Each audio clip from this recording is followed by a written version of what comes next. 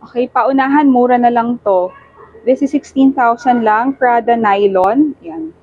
Maganda pa yung bag overall, needs pa if maarte. Ayan, meron siyang mga signs of use, okay? Harap, then yung side, may minimal tarnish din. Ano, likod, yan. May konting dirt, pero paspan nyo na lang. Then the other side, ilalim, wala naman siyang holes, walang tear.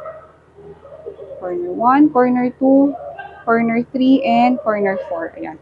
Maganda rin yung kanyang handle. Wala naman siyang crack. Okay? So, dito lang yung ito.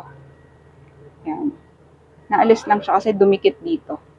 Pero it's still functional. Tapos yung loob niya, ayan.